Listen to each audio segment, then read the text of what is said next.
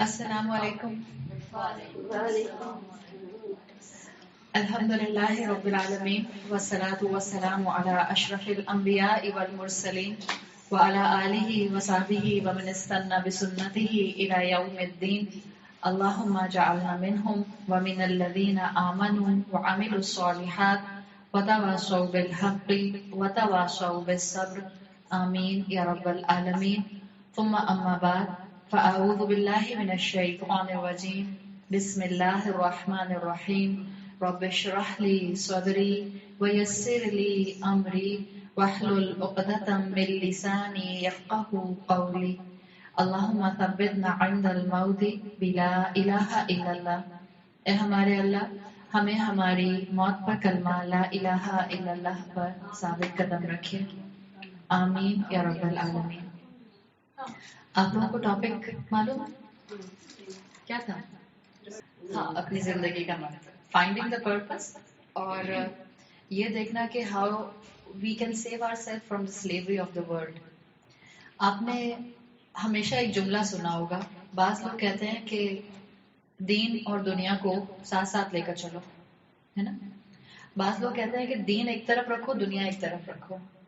اور آج ہم جس ایرا میں آ گئے ہیں، اس ایرا کے اندر بہت سے چیلنجز ہیں، اور ان چیلنجز میں سے ایک چیلنج جو ریلیجنس کو فیس کرنا پڑ رہا ہے. میں صرف اسلام کی بات نہیں کر رہی ہوں، میں سب ریلیجنس کی بات کر رہی ہوں. جنرلی تمام ریلیجنس کو اس وقت جو چیز فیس کرنی پڑ رہی ہے وہ یہ فیس کرنی پڑ رہی ہے کہ ریلیجن کو، کسی بھی ریلیجن کو آپ لے لیں، چاہے وہ بدھزم ہو، جوئش کمیونٹی کا ریلیجن ہو، کرسچینٹی ہو یا اسلام ہو، سارے ریلیجنس کے اندر یا سارے ریلیجنس کے بارے میں یہ بات پروموٹ کی جا رہی ہے ورلڈ وائڈ کہ ریلیجنس کے اندر دنیا کے پرابلمس کا سولوشن نہیں ہے. اور آپ میں سے جو لوگ بھی کرنٹ سچویشن کو دیکھتے رہتے ہیں، آپ نیوز چینلز کے ساتھ کنیکٹڈ رہتے ہیں، آپ آرٹیکلز پڑھتے رہتے ہیں اور ڈاکیومنٹریز دیکھتے رہتے ہیں، تو آپ کو اس چیز کا اچھی طرح اندازہ ہوگا کہ اوور آل دنیا کے اندر یہ کانسیپٹ فلوٹ ہو رہا ہے کہ ہماری دنیا کے سوشل ایشوز ہوں یا ہمارے پولیٹیکل ایشوز ہوں یا ہمارے فائنینشیل ایشوز ہوں، ہمارے ڈومیسٹک ایشوز ہوں یا انٹرنیشنل ایشوز ہوں، ان کا سلوشن ریلیجنس کے پاس نہیں ہے. اور اسپیسیفکلی جب اسلام کی بات آتی ہے، کیونکہ اسلام بہت پروفاؤنڈ سسٹم دیتا ہے، اور اسلام صرف پروفاؤنڈ سسٹم آپ کو ریچولیسٹکلی نہیں دیتا، بلکہ آپ کو آپ کے گھر کے لیول کے پر بھی بہت پروفاؤنڈ رولز دیتا ہے. آپ کو ایک اسٹیٹ کو گورن کرنے کے لیے بھی بہت ہی پریسائز آپ کو کمانڈمنٹس مل جاتے ہیں، اور انٹرنیشنل ریلیشن آپ کے کیسے ہونے چاہیے اس کے لیے بھی آپ کو پراپر کمانڈمنٹس اللہ کی طرف سے ملتا ہے. تو سب سے زیادہ جو ریلیجن کے اندر کرٹیسزم فیس کرنا پڑ رہا ہے وہ اسلام کو فیس کرنا پڑ رہا ہے. اور یہ بات اب بہت ووکلی کہی جاتی ہے کہ اسلام کے پاس دنیا کے پرابلمس کا سلوشن نہیں ہے. اسی لیے ہم مسلمان بھی کبھی کبھی اس شک کا شکار ہو جاتے ہیں، کیا ہمیں اپنی زندگی کے ہر اینگل کو دین سے کنیکٹ کرنا ہے. کبھی کبھی ہو سکتا ہے آپ کے ذہن میں سوال آتا ہو کہ کیا میری زندگی کا ہر ایسپیکٹ وہ اللہ سے کنیکٹڈ ہونا چاہیے یا نہیں ہونا چاہیے. اگر نہیں آیا تو اس معاشرے میں رہتے ہوئے، اس سوسائٹی میں رہتے ہوئے، اس ایرا میں رہتے ہوئے آ جائے گا. اور جو آپ کے ایٹ لیسٹ ینگ جنریشن ہے، جو آپ کی یوتھ ہے، اس کے ذہنوں میں ایسے سوال بہت آنے لگ گئے ہیں. اور جن ماؤں کے ٹین ایجر بچے ہوں گے وہ اکثر آبزرو کرتے ہوں گے کہ ان کے سوال اسی طرح کے ہوتے ہیں، یا ان کو دین میں ڈاؤٹ ہو رہا ہے یا ان کو یہ لگتا ہے کہ ہر چیز کے اندر دین کیوں لے آتے ہیں. آپ جب ان کو کسی چیز سے روکتے ہیں تو بچوں کو آپ دین کا نام لے کر روکتے ہیں، تو بچے کا سوال اس وقت ہوتا ہے کہ آپ ہر چیز میں دین لے آتے ہیں، اور الٹیمیٹلی بچے کو دین سے نفرت ہونے لگ جاتی ہے. اسی لیے ہمیں یہ وائبس اپنے آس پاس ملتی ہے کہ کیوں دین کو ہر چیز کے ساتھ کنیکٹ کریں، یا میری زندگی کے ہر ایسپیکٹ میں اللہ کنیکٹڈ کیوں ہونا چاہیے. اس کو سمجھنے کے لیے سب سے پہلے تو یہ کنوکشن ضروری ہے کہ آپ کی اور میری زندگی کا کوئی بھی اینگل ایسا نہیں ہے جسے آپ اور میں اللہ کو ایک طرف کرنا ہے. کوئی ہے آپ کے ذہن میں آتا ہے؟ چاہے آپ کے جاب ریلیٹڈ ایشوز ہیں، چاہے آپ کے ایکیڈیمک ایشوز ہیں، چاہے آپ کے جو ہیں وہ فائنینشیل ایشوز ہیں، چاہے آپ کے فیملی ایشوز ہیں، یا چاہے آپ کے انٹرنیشنل ایشوز ہیں. پہلے تو اس بات کا کنوکشن ضروری ہے کہ میں ان سب میں سے کہیں سے بھی اللہ کو ڈسکنیکٹ نہیں کر سکتی. اور اگر ہم اس کو سمجھنا چاہیں کہ یہ میں کیوں کہہ رہی ہوں، تو اس کے لیے آپ کو اور مجھے تھوڑا سا ٹائم کو ریوائنڈ کرنے کی ضرورت ہے، اور ٹائم کو وہاں تک ریوائنڈ کریں جہاں سے انسانیت کی، ہیومینٹی کی بگننگ شروع ہوئی تھی. ہیومینٹی کی بگننگ کہاں سے ہے؟ کس سے ہے؟ ذہن میں کیا آتا ہے؟ کچھ تو آتا ہوگا. کما مجھے لگے آپ لوگ زندہ ہیں، سوئے بھی نہیں. ہاں، ایک بگننگ انسانیت کی آدم علیہ السلام تک جاتی ہے. لیکن اگر میں آپ سے کہوں کہ آپ ہیومینٹی کی بگننگ کو اس سے بھی زیادہ ریوائنڈ کریں تو کون سی بگننگ ہے؟ نہیں، اس سے پہلے کی بات کر رہے ہیں، آدم علیہ السلام سے بھی پہلے. ایگزیکٹلی. اللہ تعالیٰ نے ہم سب انسانوں کی روحوں کو آدم علیہ السلام سے لے کر آخری انسان جو اس دنیا میں آئے گا اس وقت تک کہ انسان کی روحوں کو ایک ساتھ ہی بنایا تھا. روحوں میں ایج نہیں ہوتی ہے. جتنی بوڑھی روح آدم علیہ السلام کی تھی اس وقت جب وہ آئے تھے، اتنی ہی آپ کی اور میری تھی جس وقت وہ آئے تھے اور ہم اوپر تھے. ہم سب روحوں وائز ایک ہی ایج کے ہیں. آپ کے بہت سے اینسیسٹرز ایسے ہیں جن کو آپ نے نہیں دیکھا، لیکن آپ کی اور ان کی روح ایک ساتھ ہی بنی تھی. تو روحوں میں نہ کلر کمپلیکشن ہوتا ہے، نہ جو ہے وہ فزیک ہوتی ہے جیسے ہمیں یہاں پر دنیا میں رہنے کا کریز ہوتا ہے کہ میری فزیک پرفیکٹ فگر کی ہو. بعض بچیاں تو کہتے ہیں زیرو فگر بننا ہے ہم نے، اور پھر ڈائٹ کر کر کے اپنا برا حال کر لیتے ہیں. تو روحوں میں ایج فیکٹر نہیں ہے. اگر آپ ٹائم کو ریوائنڈ کریں گے وہاں تک جہاں سے ہیومینٹی کی بالکل بگننگ ہے، اور وہ بگننگ ہے جب اللہ تعالیٰ نے ساری ارواح کو، ساری سولز کو، ساری روحوں کو بنایا تھا. اور وہ جو ارواح کے بننے کا پروسیس تھا اس میں آپ کی اور میری اللہ سے ڈائریکٹ کمیونیکیشن ہوئی تھی، ڈائریکٹ کانورسیشن ہوئی ہے. نہ صرف ہم نے ڈائریکٹ اللہ کو سنا ہے، ہم نے ڈائریکٹ اللہ کو ریسپانس بھی کیا ہے. اور ہم سب جو اس وقت یہاں بیٹھے ہوئے ہم بھی اس گرینڈ گیدرنگ میں ایک ساتھ موجود ہیں. اللہ تعالیٰ نے وہاں پر سب روحوں سے پوچھا تھا، اور اللہ تعالیٰ نے اس کانورسیشن کی بہت ڈیٹیل نہیں بتائی ہے کہ اور کتنی بات ہوئی، لیکن ایک بہت چھوٹا سا مائنیوٹ سا ڈائلاگ آپ کو قرآن میں ملتا ہے، اور وہ سورہ آراف میں ملتا ہے کہ اللہ تعالیٰ نے انسانوں کی ارواح سے، روحوں سے پوچھا تھا الستو بربکم، کیا میں تمہارا رب نہیں ہوں؟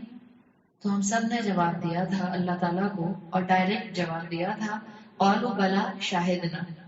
کیوں نہیں اللہ تعالیٰ؟ ہم وٹنس ہیں کہ آپ ہمارے رب ہیں. اس کا مطلب کیا ہے؟ آپ نے اکثر ایک بات سنی ہے کہ آپ جس کی کمپنی میں رہتے ہیں اس کی کمپنی آپ کو امپیکٹ کرتی ہے. آپ بچوں سے کہتی ہیں a man knows by the company he keeps. سر ہم کہتے ہیں نا. اور آپ جس بھی کمپنی میں ہوں گے، رسول اللہ صلی اللہ علیہ وسلم کی حدیث کا مفہوم آتا ہے کہ انسان اپنے دوست کی ہی کمپنی کے مطابق مولڈ ہوتا ہے.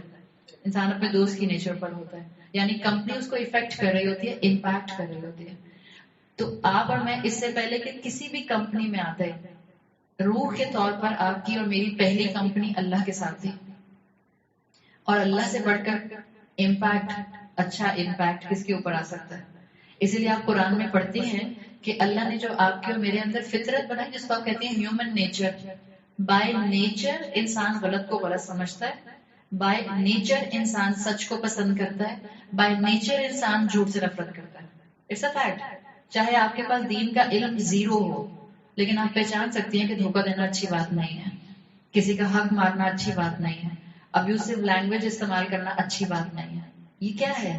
کسی نے قرآن نہیں سنا، کسی کو اسلام کی تعلیمات کا علم نہیں ہے، لیکن پھر بھی وہ ان چیزوں کو گیج کر سکتا ہے. اس کا مطلب ہے یہ اس کی ہیومن نیچر ہے. اس لیے قرآن کہتا ہے فطرت اللہ علیہ، جس کے اوپر اللہ نے انسانوں کی فطرت کو بنایا. انسان کی فطرت کے اندر اللہ کی ایکنالجمنٹ موجود ہے. اگر ہم اس چیز کو سمجھیں گے تو ہمیں یہ بات پتہ چلے گی کہ ہمارے اندر اللہ کی معرفت، اللہ کی ایکنالجمنٹ تو آلریڈی ہے. تو میں اللہ سے اپنے آپ کو کسی بھی موقع پہ ڈسکنیکٹ نہیں کر سکتی ہوں. اگر میں نے ڈسکنیکٹ کیا تو اس کا مطلب ہے کہ میں اپنی زندگی کے ایسنس کو، پرپس کو بھول رہی ہوں. اور اللہ تعالیٰ نے یہ آپ کی اور میرے اندر جو فطرت رکھی ہے یہ بتاتی ہے کہ ایک رب ہے. رب سے تو ہم واقف ہیں نا. ہمارا تو پہلا انٹروڈکشن جو قرآن میں ہوتا ہے، آپ قرآن کھولتی ہیں، مصحف کھولتی ہیں، پہلی سورت آتی ہے سورہ فاتحہ. ہر نماز میں ہم پڑھتے ہیں اور ہم پہلی آیت پڑھتے ہیں الحمدللہ رب العالمین. ہم رب مانتے ہیں اللہ کو. تو اللہ کا رب ہونا یہ بتاتا ہے کہ میری زندگی کا ہر اینگل اللہ سے کنیکٹڈ ہے. اور یہ بھی کس طرح سے پتا چلتا ہے؟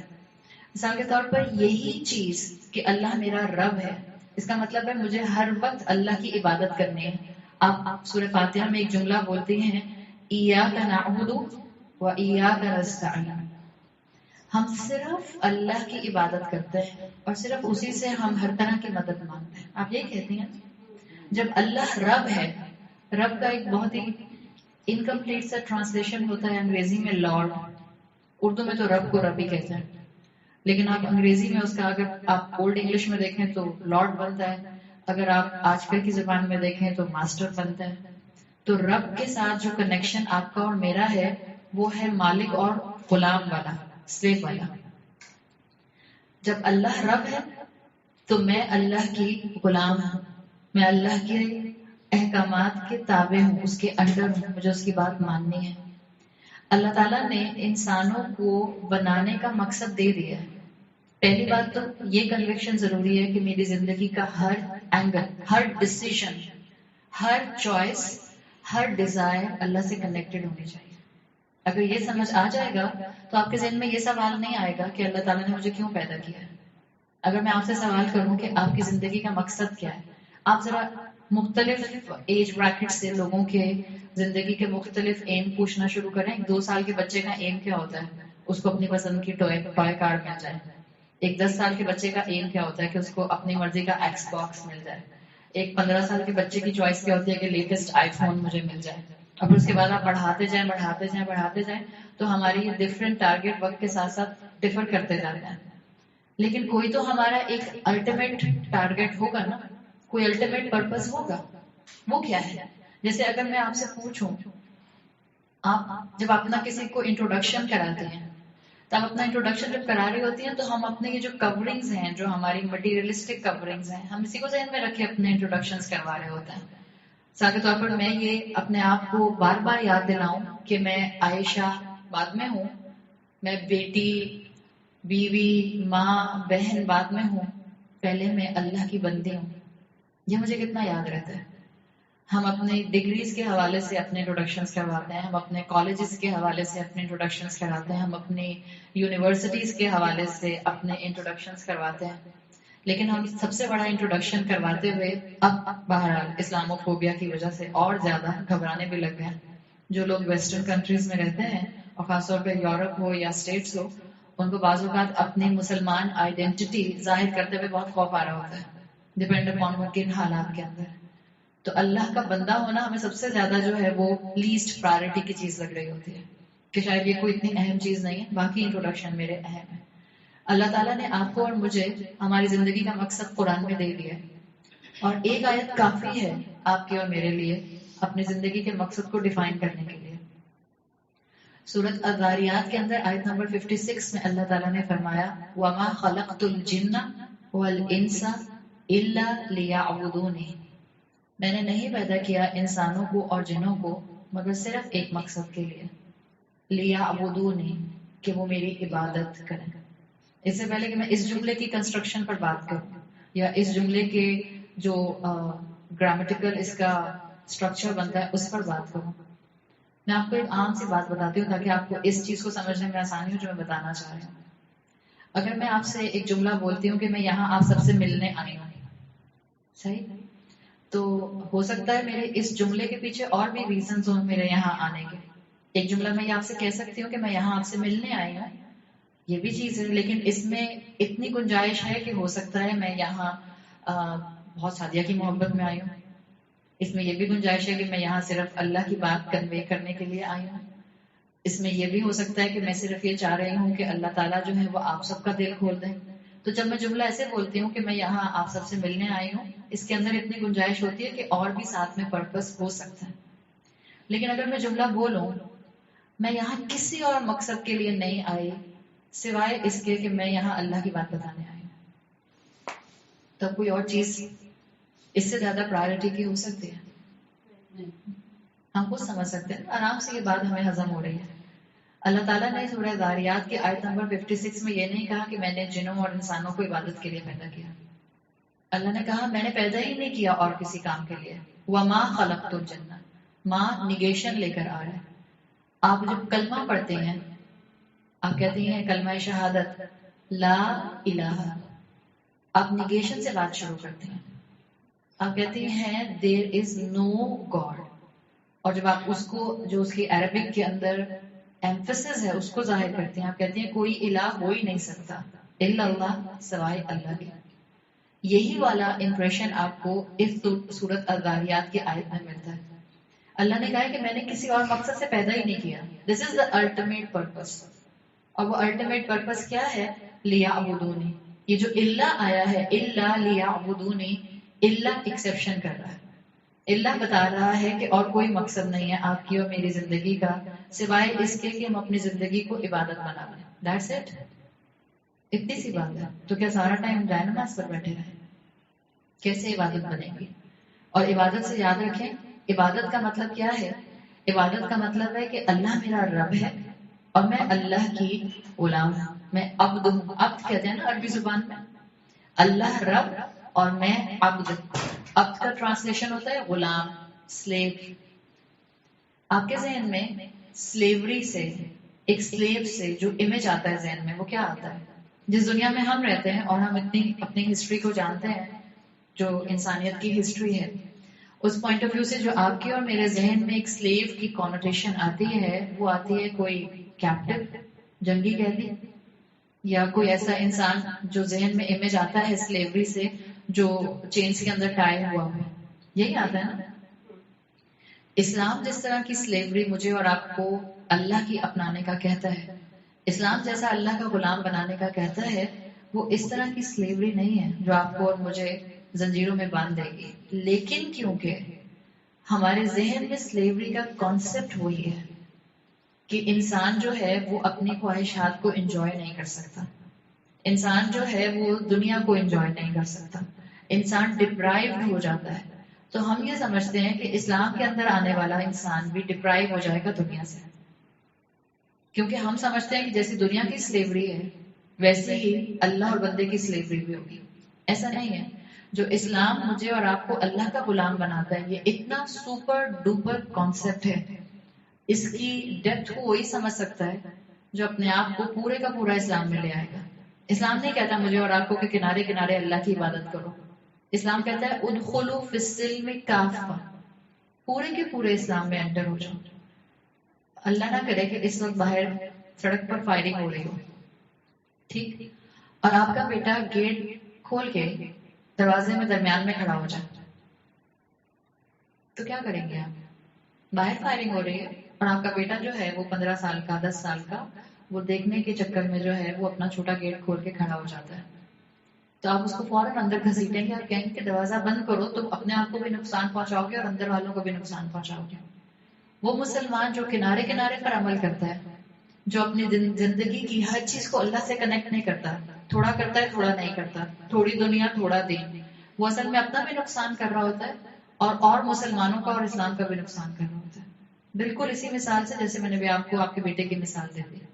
جب تک آپ اور میں اپنی زندگی کے ہر عمل کو اللہ سے کنیکٹ نہیں کریں گے, آپ اور میں نہ اپنا فائدہ کر رہے ہیں نہ اسلام کا فائدہ کر رہے ہیں, اور نہ اپنی اولادوں کے لیے کوئی فائدہ مند چیز چھوڑ کر جا رہے ہیں.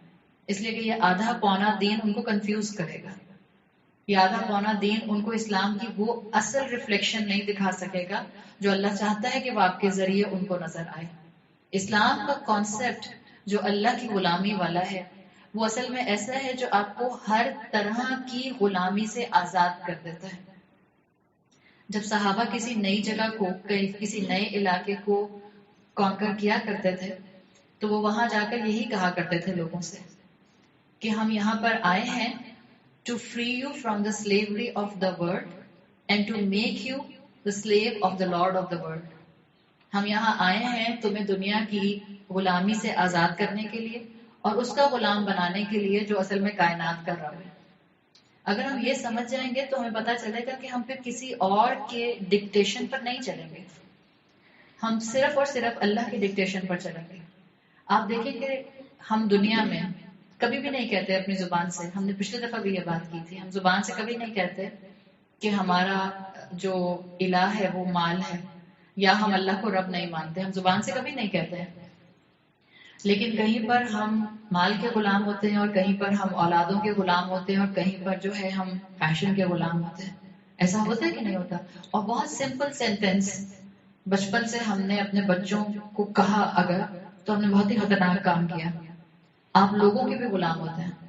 جب آپ اپنے بچوں سے یہ کہتی ہیں what people gonna say، لوگ کیا کہیں گے، کس کا غلام بنا رہی ہیں آپ ان کو؟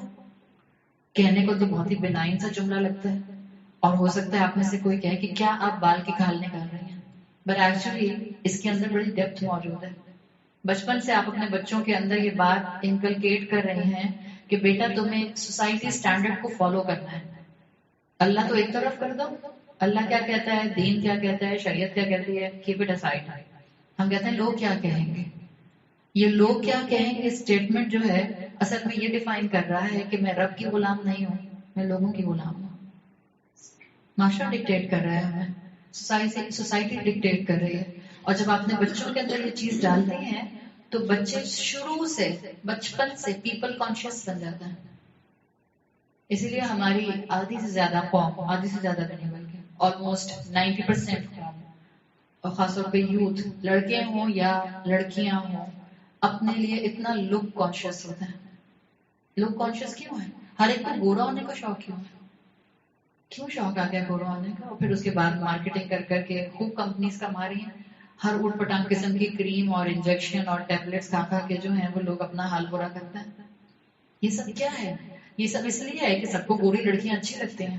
اب تو جو سامنے لڑکے ہوتے ہیں وہ بھی زیادہ ہینڈسم نہیں لگتے. ورنہ ایک زمانے میں تو جو سلوگن ہوتا تھا لڑکیوں کا ٹال ڈارک اینڈ ہینڈسم، یہ کرائٹیریا تھا ایک اچھے اٹریکٹیو انسان کا مردوں میں. اب تو وہ بھی ٹرینڈ چینج ہو رہا ہے، اس لیے کہ ماڈل سارے کے سارے آپ کو جو ہے وہ فیئر کمپلیکشن والے نظر آتے ہیں. یہ سب کیوں ہے؟ یہ سب یہی ہے، لوگ کیا کہیں گے. ہم چاہتے ہوئے اور نہ چاہتے ہوئے بھی لوگوں کے غلام بن رہے ہوتے ہیں. اور یہ اس لیے ہوتا ہے کہ ہم نے اپنی زندگی کے ہر آنگل کو اللہ سے نہیں جوڑا ہے. ہمارے اندر کمی موجود ہے، ہم آگے نہیں بڑھ پا رہے ہیں. ہم اسلام کو سمجھنے کے لیے اپنی زندگیوں میں وقت نہیں نکال رہے ہیں. دس از آر بیسک پرابلم.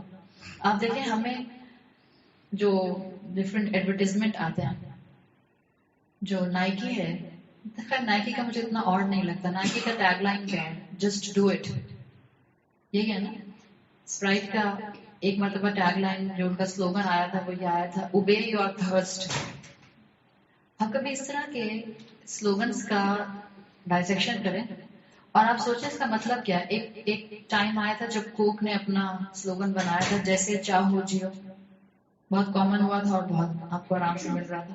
اور کبھی ابھی بھی آپ آبزرو کر لیں، مجھے جو ابھی یاد آ رہے ہیں وہ میں بول رہی ہوں. ابھی بھی شاید کچھ دن پہلے ایک کان پہ میرے کچھ پڑا تھا، کچھ میچ دیکھتے ہوئے پیپسی کا بڑا آڈ سا تھا، مگر ایگزیکٹلی اس پر اس کے الفاظ یاد نہیں آ رہے. لیکن اگر آپ ان سارے سلوگنس کو دیکھیں تو اس کے پیچھے کیا چیز نظر آئے گی آپ کو؟ وہ یہی چیز نظر آئے گی کہ if you feel something is right do it, چاہے وہ صحیح ہے یا غلط ہے. اوبے اور تھرسٹ کا مطلب کیا ہے؟ کہنے کو تو وہ ہم اسپرائٹ کے ساتھ جوڑتے ہیں، لیکن ان سب چیزوں کا بہت ڈیپ ڈاؤن امپیکٹ آتا ہے. ہر چیز، انسان اللہ نے ایک ایسی مخلوق بنائی ہے کہ چیزوں کو صرف سپرفیشل لیول پر نہیں لیتا ہے. انسان ان سپرفیشل چیزوں کو ان ڈیپتھ لے جا کر اپنا مائنڈ سیٹ بنا رہا ہوتا ہے. اور یہ ہم سب کے ساتھ ہے. کیوں ہمیں معاشرہ انفلوئنس کرتا ہے؟ کیوں ہمیں لوگ انفلوئنس کرتے ہیں؟ کیوں ہمیں فیشن انفلوئنس کرتا ہے؟ کیوں ہمیں اچھی کمپنی اور بری کمپنی انفلوئنس کرتی ہے؟ کمپنی انفلوئنس کرتی ہے، کمپنی انفلوئنس کرتی ہے، کمپنی. اور یہ ہم سب کے ساتھ ہے. کیوں ہمیں معاشرہ انفلوئنس کرتا ہے؟ کیوں ہمیں لوگ انفلوئنس کرتے ہیں؟ کیوں ہمیں فیشن انفلوئنس کرتا ہے؟ کیوں ہمیں اچھی کمپنی اور بری کمپنی انفلوئنس کرتی ہے؟ اس لیے کہ ہمارے اندر بینگ اے ہیومن بینگ یہ ٹینڈنسی ہے کہ ہم چیزوں کو ان کی سپرفیشل لیول پر صرف نہیں لیتے ہیں، ہم ان سے امپیکٹ لیتے ہیں، ہم ان سے وے آف تھنکنگ لیتے ہیں، ہم ان سے اپنا سوچ کا ایک پیٹرن ڈیزائن کر رہے ہوتے ہیں. یہ سارے سلوگنز آپ کو یہی بتاتے ہیں if you feel something is right just do it, یہی سکھاتے ہیں. اور آپ کا لوور سیلف جو ہے، یعنی جو ڈیزائر پہ آپ کے اندر آتی ہے، اگر آپ کو ڈیزائر آ رہی ہے then you have a right to fulfil that desire. کوئی انسان ایسی زندگی گزار سکتا ہے؟ ہومو سیکشوالٹی کو فیور کرنے والے لوگ بہت بڑے بڑے آپ کو لاجکس اور جسٹیفیکیشن دیتے ہوئے نظر آتے ہیں. کیا ان کے جسٹیفیکیشن ہوتے ہیں؟ یہی ڈیزائر بیسڈ اور کچھ بھی نہیں ہے. ہماری آدھی سے زیادہ زندگی ڈیزائر بیسڈ چل رہی ہے. ہم نے کب اس کو اللہ کے احکامات کے کرائٹیریا کے اندر رکھ کے جج کیا ہے کہ کتنا شریعت اجازت دیتی ہے میری ان ڈیزائرز کو، کتنا نہیں دیتی ہے. ہم ڈیزائر بیسڈ زندگی گزار رہے ہیں، تو ہم رب کے غلام کیسے ہو گئے؟ اللہ تعالیٰ نے قرآن میں کہا ہے، جس کا آیت کا مفہوم آتا ہے کہ کیا تم نے ایسے حال انسان کا حال دیکھا ہے جس نے اپنی ہوا کو، اپنی خواہش کو، اپنی ڈیزائر کو اپنا الہ بنا لیا، اور وہ ہوا کی طرح یہاں سے وہاں جو ہے وہ فلوٹ کرتا پھرتا ہے، اس لیے کہ اس کی کوئی فرم فاؤنڈیشن نہیں ہے. جہاں اس کو معاشرہ لے کر جاتا ہے وہ ادھر ہی فلو کر جاتا ہے. گو ود اے فلو والا ایگزامپل آپ کو نظر آتا ہے. فیشن کے بارے میں بھی آپ دیکھیں، آپ میں سے جتنی بھی خواتین یہاں بیٹھی ہیں اور جو بچیاں بھی بیٹھی ہیں، آپ ذرا سوچیں آج سے 40 سال پہلے، چلیں 40 سال تو میں بہت بڑی ایج بتا رہی ہوں، آج سے 20 سال پہلے امیجن کریں ذرا اپنے آپ کو بھی، اگر آپ تھیں 20 سال پہلے، اور اپنی والدہ کو. Imagine your mother of shoulder shirt پہن کے پھر رہی ہیں لان کی، کیسا لگے گا آپ کو؟ And now it's a fashion of shoulders. یہ اسلامک ریپبلک آف پاکستان ہے، میں دنیا کی بات ہی نہیں کر رہی اس وقت آف شولڈر فیشن میں ہے. امیجن کریں اپنی اماں کو 20 سال پہلے پہن کر آتی کسی گیدرنگ میں. ایک سے ایک ماڈرن خاتون یہاں بیٹھی ہے. میں نے خود بھی بڑے بڑے فیشن کیے ہیں، مگر میں اپنے آپ کو یا اپنی ماں کو کبھی امیجن نہیں کر سکتی 20 سال پہلے کہ وہ آف شولڈر شرٹ پہن کر جو ہے وہ اپنی ایک فیملی گیدرنگ میں آ جائیں. مگر ہم پہن رہے ہیں، تو رب کا غلام تھوڑی ہیں ہم، تو فیشن کے غلام ہیں. اور فیشن ایک جیسا نہیں رہتا، فیشن بدلتا رہتا ہے. ہم انسانوں کے اندر کیوں رشتوں کے اندر، پرسنالٹیز کے اندر، معاملات نبھانے کے اندر کنسسٹنسی نہیں رہی ہے؟ اس لیے کہ جو رب کا غلام ہوگا اس میں کنسسٹنسی ہوگی، اس میں مستقل مزاجی ہوگی، اس میں اسٹیڈ فاسٹنس ہوگی. اس لیے کہ رب کے قوانین اسٹیڈ فاسٹ ہیں، فکسڈ ہیں. جب آپ نے اور میں نے فیشن کو اپنا رب بنا لیا اور الہ بنا لیا تو فیشن تو چینج ہوتا رہتا ہے. چلیں خواتین کی کیا بات کرنی، فیمنزم کا نعرہ لگانے والی بچیاں کہتی ہیں کہ آپ ہر وقت خواتین کی باتیں کرتے رہتے ہیں. مردوں کو سوچیں سر، یہ جو اب جینس کی شکل بن گئی ہے، مجھے اچھی طرح وہ ٹائم یاد ہے اپنی زندگی میں کہ جس وقت جینس پینٹس ہوتے تھے، اس وقت جینس لیگنگس بن چکی ہے.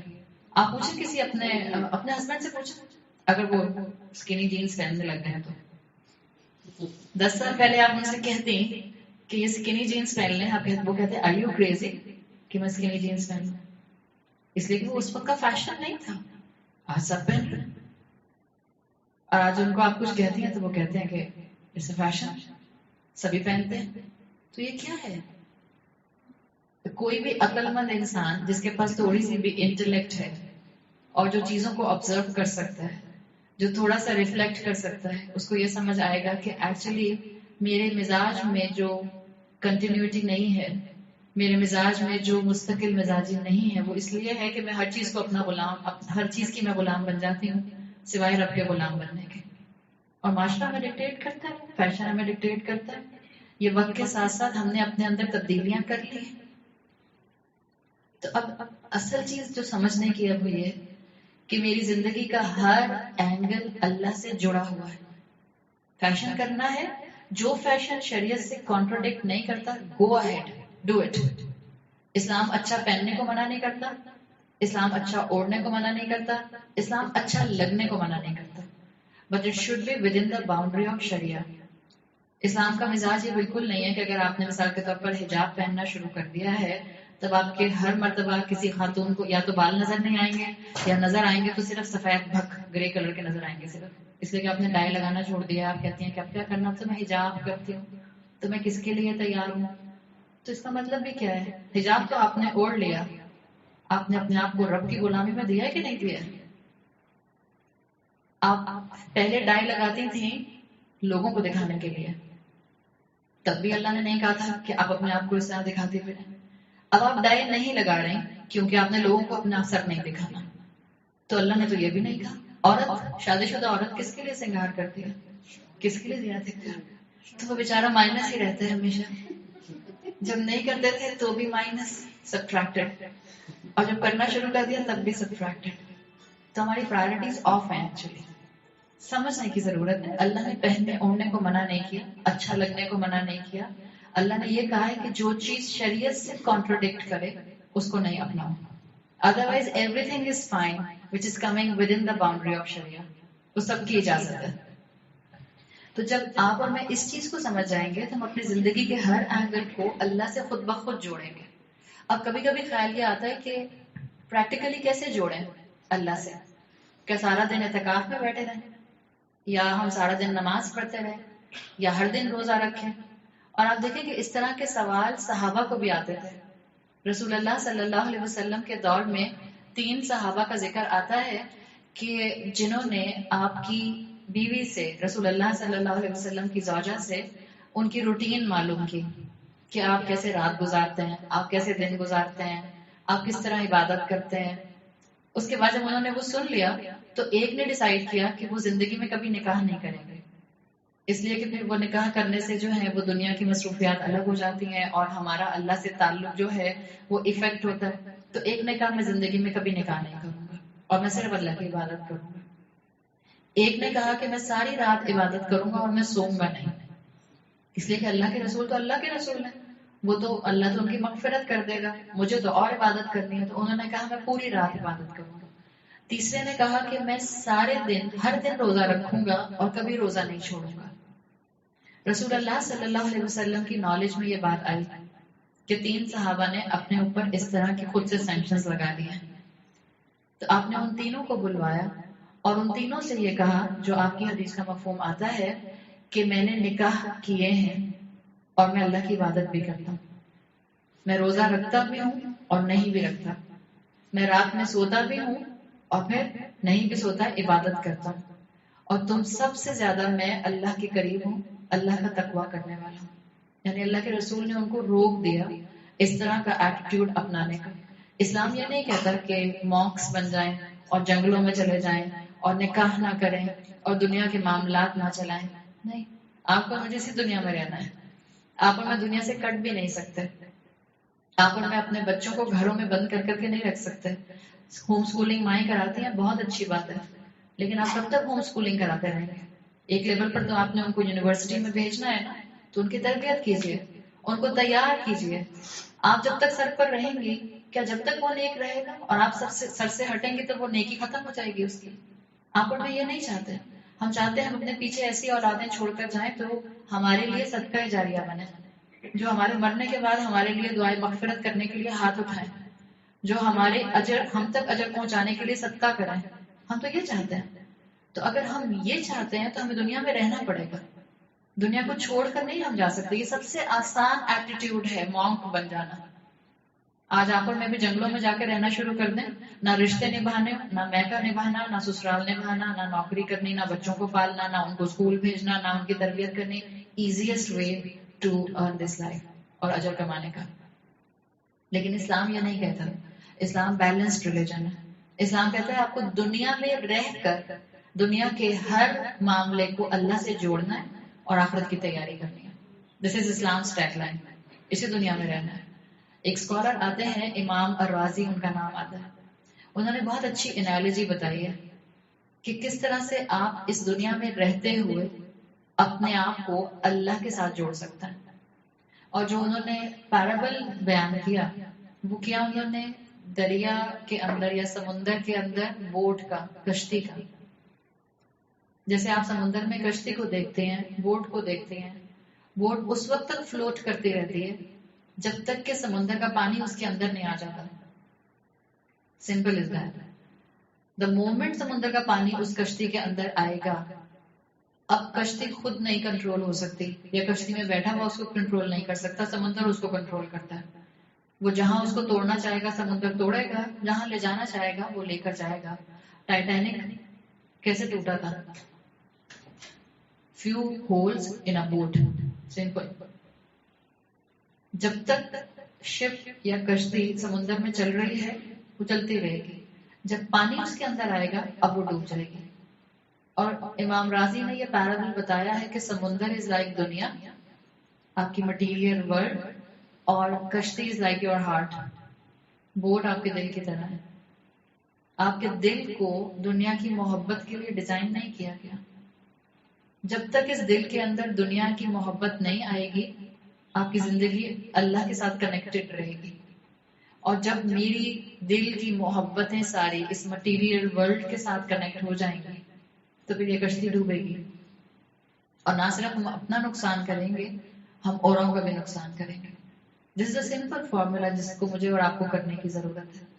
لیکن یہ بتائیں کہ آسان لگتا ہے یا مشکل لگتا ہے اس طرح سے زندگی گزارنا کہ ہم دنیا میں بھی رہیں، اس سمندر کے اندر ہم سارے معاملات بھی کریں، نکاح بھی کریں، شوہروں کو بھی سنبھالیں، ماں باپ کا حق بھی ادا کرنے کی کوشش کریں، بچے بھی پالیں، ان کی تربیت کے لیے بھی کوشش کریں، ان کی گرومنگ بھی کریں، فرینڈز بھی ہوں، اٹھنا بیٹھنا بھی ہو لوگوں میں، اور پھر پارٹیز کے اندر بھی آنا جانا ہو، پھر وہاں پر ہم ہر چیز کو اللہ سے کنیکٹ بھی کریں.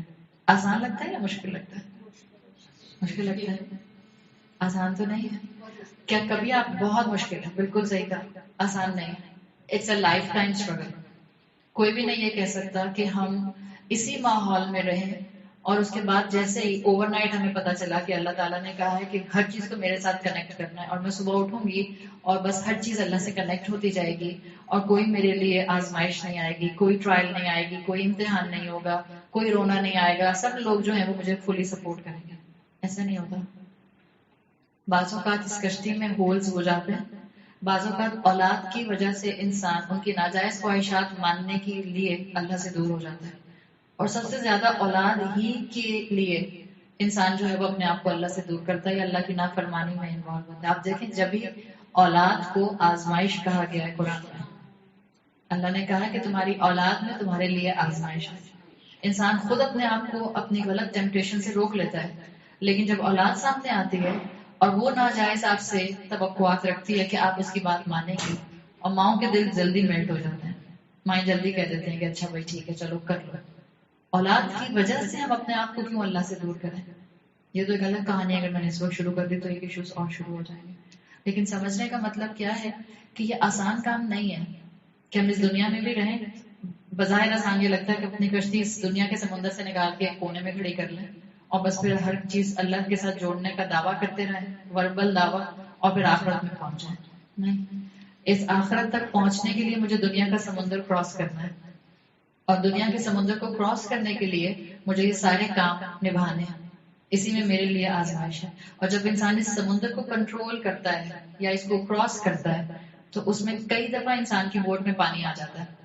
کہیں بچوں کی وجہ سے، کہیں شوہر کی وجہ سے، کہیں ان لاس کی وجہ سے، کہیں میکے کی وجہ سے، کہیں فرینڈس کی وجہ سے، کچھ بھی ہو جاتا ہے. تو سمپل، کوئی بات نہیں، پانی آ جائے تو پانی باہر نکال دیں، پانی آ جائے تو پانی باہر نکال دیں. اس کا مطلب یہ تو نہیں ہے نا کہ ہم کشتی کو ڈوبنے دیں. لیکن کبھی کبھی ایسا بھی ہوتا ہے کہ کشتی میں پانی اتنا آ چکا کہ میری کشتی بالکل ڈیپتھ میں چلی گئی سمندر کی اور ڈوب گئی. And then I got the realization, اوہ مجھے تو یہ کام نہیں کرنا تھا. میں نے اپنی زندگی میں اللہ کو کہیں بہت ہی لیسٹ پرائرٹی پر رکھا ہوا تھا. اب پتہ چلا مجھے کہ اللہ کو تو مجھے بہت اچھا مقام دینا تھا، اللہ کے ساتھ تو مجھے ہر چیز جوڑنی تھی. لیکن آپ اپنے آپ کو دیکھ رہے ہیں کہ آپ کی زندگی میں بہت سی ایسی چیزیں ہیں جو اللہ کو ناراض کرنے والی ہیں. تو کیا آپ نا امید ہو جائیں؟ کیا کریں؟ اللہ تعالیٰ نے قرآن میں کہا ہے لا تقنطوا من رحمت اللہ، اللہ کی رحمت سے کبھی مایوس مت ہونا. کتنے بھی زندگی میں کبیرہ گناہ ہوں، کتنی بھی غلطیاں ہوں، کتنے میس اپ ہوں، کتنے آپ نے جو ہے وہ بلنڈرز کیے ہوئے ہوں، the moment you will get the realization آپ کو اللہ سے معافی مانگنے کی ضرورت ہے. That's it. اللہ کے پاس وہ کنٹرول ہے کہ اللہ آپ کی سب سے زیادہ ٹوٹی ہوئی کشتی کو پھر سے ٹھیک کر کے دوبارہ سے فلوٹنگ پوزیشن میں لا سکتا ہے. اللہ نے وہ جو ٹائٹینک بنانے والا تھا اس نے کہا تھا انسنکیبل شپ، اس کو پھر کیا دیکھنا پڑا ہم سب جانتے ہیں. لیکن اللہ کا بندہ اگر گناہوں کی وجہ سے اپنی کشتی کو ڈبو بھی دیتا ہے تو اللہ تعالیٰ نے اس کے لیے آپشن کھلا رکھا ہے امید کا. اللہ نے کہا ہے نا امید مت ہونا، ہوپلیس نہیں ہونا. دوبارہ سے اللہ سے اپنا کنیکشن مینٹین کرو، اس کو ریوائیو کرو، اور دوبارہ سے واپس توبہ کر کے اپنی زندگی کو کامیابی کے ساتھ آخرت کی طرف چلانا شروع کر دو. ہوتا کیا ہے کہ جب ہماری کشتیاں ٹوٹتی ہیں اور ہماری زندگیوں میں ہم جب قرآن کی کسی ایک جگہ پر بھی جاتے ہیں، ایک سیشن اٹینڈ کرتے ہیں، تو بعض اوقات ہمیں خود اپنے آپ سے بہت نا امیدی ہونے لگتی ہے اور انسان خود ریگریٹ کا شکار ہوتا ہے کہ میں نے بہت وقت ضائع کر دیا اپنی زندگی میں. میں بہت کچھ کر سکتی تھی، میں نے نہیں کیا. یا بعض اوقات وہ مائیں جو دیکھتی ہیں کہ اب میرے بچے 20 سال کے ہو چکے، 18 سال کے ہو چکے، 17 سال کے ہو چکے، 25 سال کے ہو چکے، اور جو ٹائم تھا کہ میں ان کے دلوں کے اندر اللہ کی محبت ڈالتی، وہ ٹائم ہاتھ سے نکل گیا. تو میں کیا کریں؟ It's never too late. It's never too late. ہدایت کے لیے یاد رکھیں، اٹس نیور ٹو لیٹ. آپ اپنے آپ کو جس وقت اتنا زیادہ ریگریٹ میں محسوس کریں، اس وقت آپ اللہ سے کمیونیکیشن کرنا شروع کر دیں. اللہ سے بات کریں، اللہ سے کہیں اللہ میرے لیے راستے آسان کر. بہت اللہ تعالیٰ نے لوگوں کے اور بچوں کے دل بدلے. 25-25 سال کے بچے تھے اور بالکل آؤٹ زندگیاں گزار رہے تھے، لیکن ماں باپ کی دعائیں اور ان کی اپنی کوشش نے ان کی زندگی میں ایسا یو ٹرن کیا کہ اللہ تعالیٰ نے ان کو بالکل ہی جو تھا وہ A to Z چینج کر کے رکھ دیا. اور آپ میں سے بھی کئی ایسی مثالیں موجود ہوں گی. اگر میں اپنی بات بھی کروں تو میں کوئی شروع سے درس دینے والی خاتون تو نہیں تھی. میں نے تو کبھی سوچا بھی نہیں تھا. اگر میں اپنی زندگی میں آج سے 15 سال پہلے سوچتی ہوں یا 12 سال پہلے سوچتی ہوں تو میں تو سوچ نہیں سکتی کہ میں بیٹھ کر کہیں پہ کبھی درس دے رہی ہوتی قرآن کا. I can't even imagine. میرے ماں باپ کی دعائیں تھیں کہ اللہ تعالیٰ نے جو تھا وہ کسی دعا کی وجہ سے جو تھا میرے لیے وہ ذریعہ بنایا، اور اس کے بعد چیزیں خود بخود اپرچونیٹیز میرے سامنے آتی چلی گئی. تو اللہ بیٹھا ہے نا، اللہ کے لیے آتا ہے کہ اللہ کی 2 انگلیوں کے درمیان میں تمام انسانوں کے دل ہیں. اللہ کس وقت اس کا دل کھول دے، یو نیور نو. کبھی کسی سے نا امید نہ ہو، نہ اپنے آپ سے، نہ اپنی اولاد سے، نہ اپنے شوہروں سے، کسی سے نا امید نہ ہو. اللہ سب کچھ کر سکتا ہے، صرف اللہ میری اور آپ کی چاہ دیکھتا ہے. کتنے ولنگ ہیں آپ اور میں. اللہ سب کچھ کر سکتا ہے. اللہ ٹیبل ٹرنز کر سکتا ہے. آج مسلمان کمزور ہے تو کیا ہو گیا؟ کیا اللہ ٹیبل ٹرنز کرنے کی صلاحیت نہیں رکھتا؟ بالکل رکھتا ہے. آج میں اور آپ یہاں آ کے بیٹھے ہیں، کیا کریونگ ہے آپ کی اور میری؟ کیا ہم اپنے جسم کی طاقت پہ چل کے آئے ہیں؟ اللہ نہ چاہتا تو آپ اور میں یہاں نہیں آ سکتے تھے. اللہ کے نہ چاہنے پر تو انسان سانس بھی نہیں لے سکتا. تو یہ تو اللہ کے معاملے ہیں، اس کو اللہ پر چھوڑ دیں. اللہ آپ کی اور میری کوشش دیکھے گا. کتنی کوشش کی. میں نے پچھلی کلاس میں جو ہم نے پچھلا سیشن کیا تھا اس میں آپ نے وہ حدیث سنائی تھی جو اس وقت ہم مسلمانوں کی کمزوری کو کلیئرلی واضح کرتی ہے. رسول اللہ صلی اللہ علیہ وسلم نے ہم آج مسلمانوں کی اسٹیٹ کو 1450 سال پہلے بتا دیا تھا. آپ نے کہا تھا کہ ایک وقت آئے گا کہ مسلمانوں کے اوپر دشمن قومیں فیسٹ کریں گی. یاد ہے میں نے بتایا تھا؟ اور جس پر صحابہ نے سوال کیا تھا کہ یا رسول اللہ کیا ہم نمبر میں کم ہوں گے، تعداد میں کم ہوں گے؟ تو رسول اللہ نے کہا تھا نہیں، تم تعداد میں کم نہیں ہوگے، تم فروتھ آف اوشن کی طرح ہو جاؤ گے. تعداد بہت ہوگی، کثیر ہوگی، میجورٹی میں ہوں گے مسلمان. اس وقت دنیا کی آبادی 7.5 بلین ہے. Out of 7.5 billion almost 2 billion مسلمان ہیں. رسول اللہ نے کہا تھا تم بہت کثیر تعداد میں ہوگے، لیکن تمہاری حیثیت بالکل فروتھ آف دی اوشن کی طرح ہو جائے گی، سمندر کے جھاگ کی طرح. اور سمندر کا جھاگ جو ہوتا ہے وہ کس کے سہارے پر ہوتا ہے؟ کس کے سہارے؟ کیسے چلتا ہے وہ؟ موو کیسے کرتا ہے؟ لہروں کے اوپر، ویوز کے اوپر موو کرتا ہے. جہاں اس کو ویوز لے جاتی ہیں وہیں چلا جاتا ہے. اور رسول اللہ نے کہا تھا کہ تم مسلمان بالکل ایسے ہو جاؤ گے، اور اللہ تمہارے دشمنوں کے دلوں سے تمہارا خوف نکال لے گا، اور تمہارے دلوں میں یعنی مسلمانوں کے دلوں میں اللہ وہن ڈال دے گا. جس پر صحابہ نے پوچھا تھا کہ وہن کیا ہوتا ہے تو آپ نے کہا تھا حب الدنیا و کراہیت الموت، دنیا کی محبت. اور ہم سب مٹیریلسٹک ہو گئے. دنیا کی محبت اور موت کی کراہیت، ہم سب موت کو بھولے ہوئے ہیں. اور دنیا کی محبت ہماری آنکھوں سے ہٹتی نہیں ہے. دنیا ہی نہیں ہٹتی کہ ہم آخرت کے اوپر کیا نظر ڈالیں گے، موت کی کیا تیاری کریں گے. دنیا ہمارے اللہ تعالیٰ نے جسم کے اندر 2 چیزیں رکھی ہیں. میں انسان ہوں 2 بیسس کے اوپر، 2 کمپوننٹس کے اوپر. ایک میرا فزیکل بینگ ہے اور ایک میرا اسپرچل بینگ ہے. ان میں سے ایک لاسٹنگ ہے اور ایک پیرشنگ ہے. انسان کا ڈائلیما یہ ہے کہ انسان کی جو ڈیکمپوز ہونے والی باڈی ہے، جو ختم ہو جاتی ہے، انسان اسی کو سنوارتا رہتا ہے، اسی کو خوش کرنے کا فکر کرتا رہتا ہے، اسی کے پیچھے چلتا رہتا ہے. جبکہ آپ ذرا سا بھی سوچیں اور آپ اللہ کی بتائی ہوئی تعلیمات کی روشنی میں سوچیں تو میری اصل میں پرسنالٹی ہو ایم آئی، میں کون ہوں، اصل میں یہ میرے جسم کے ساتھ کنیکٹڈ ہی نہیں ہے. جب میں 2 سال کی تھی تو کیا میرا جسم تب بھی ایسا تھا؟ نہیں. جب میں 10 سال کی ہوئی تو الگ ہو گیا، مگر پھر بھی میں عائشہ تھی. جب میں 15 سال کی ہوئی تو تب بھی جسم الگ ہو گیا لیکن میں عائشہ تھی. اور جب میں 30 سال کی ہو گئی تو تب جسم اور الگ ہو گیا لیکن میں عائشہ تھی. اور جب میں 80 سال کی ہو جاؤں گی تو جسم تو الگ ہو جائے گا, رہوں گی تو میں عائشہ. جسم تو چینج ہوتا رہتا ہے, ڈفر کرتا رہتا ہے عمر کے ساتھ ساتھ. ایک چیز جو نہیں بدلتی وہ میرا اسپرچل بینگ ہے, وہ انچینجڈ رہتا ہے, وہ ویسے ہی رہتا ہے.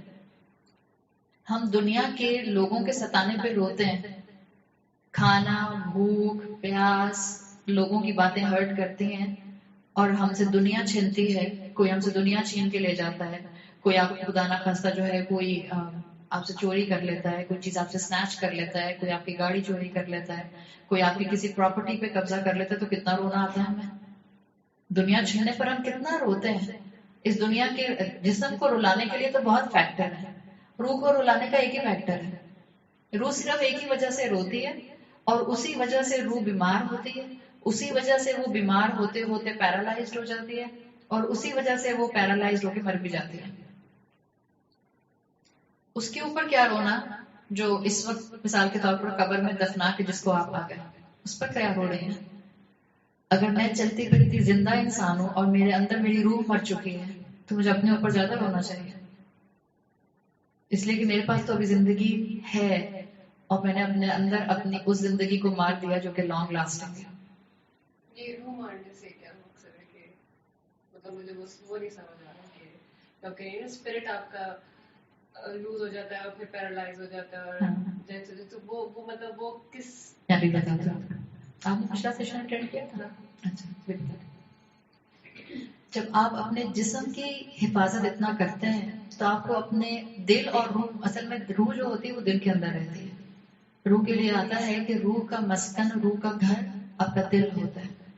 تو جب آپ روح کو ڈپرائیو کرتے ہیں, جیسے آپ جسم کو ڈپرائیو کریں گی, آپ اس کو کھانا نہیں دیں گی, آپ اس کو آکسیجن نہیں دیں گی, آپ اس کو پانی نہیں دیں گی, آپ اس کو پراپر کیئر نہیں دیں گی, تو جسم آپ کا بیمار ہونے لگ جاتا ہے.